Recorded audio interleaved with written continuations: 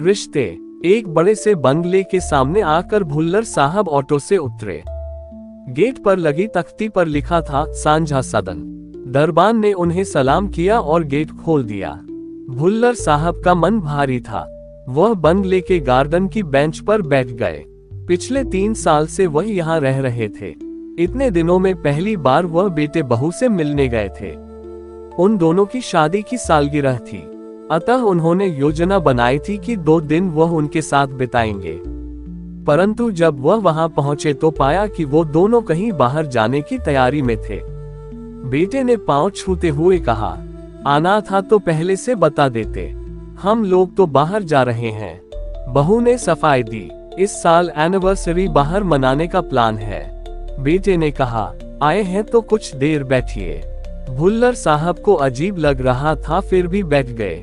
एक आवश्यक फोन करने के बहाने बेटा बाहर चला गया। बहू ने नौकरानी को चाय नाश्ता लाने का आदेश दिया। आप चाय पीजिए, तब तक मैं भी कुछ पैकिंग कर लूं। बहू भी चली गई।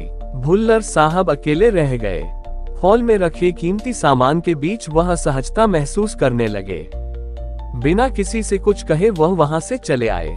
दिन भर इधर उधर भटकने के बाद सांझा सदन वापस आ गए। दरवाजा खुला और उनके साथी बाहर आते दिखाई दिए। सभी रात की सैर के लिए निकल रहे थे। उन्हें देखकर जैन साहब बोले, अरे भुल्लर वापस आ गया। उनकी बात सुनकर सभी बेंच की तरफ भागे। वहां पहुंचकर खान साहब ने पूछा, क्या हुआ? भुल्लर साहब ने उदास नजरों से उनकी तरफ देखा। कोई कुछ नहीं बोला। गुप्ता जी उनके बगल में बैठ गए और उनके कंधे पर अपना हाथ रख दिया। भुल्लर साहब भावुक हो गए और रोने लगे। सभी उन्हें सांत्वना दे रहे थे। अपनेपन की आंच से मन का सारा अवसाद पिघल गया। अब वह हल्का महसूस कर रहे थे। खान साहब ने कहा, अब बताओ, तुम तो कुछ दिन वहां रहने वाले थे, फिर वापस क्यों आ गए? भुल्लर साहब ने उन्हें सारी बात बताई। उनके साथियों को भी अफसोस हुआ। भुल्लर साहब अब अच्छा महसूस कर रहे थे। मुस्कुराकर बोले, मैं कौन सा हमेशा के लिए रहने गया था? वापस तो अपने घर आना था, तो आज ही आ गया। अब मुझे यूं ही घेरे रहोगे या घर के भीतर भी ले चलोगे? मुझे भूख लगी है।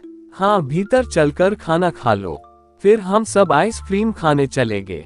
कहते हुए जैन साहब उन्हें लेकर घर के अंदर चल दिए। सब उनके पीछे हो लिए।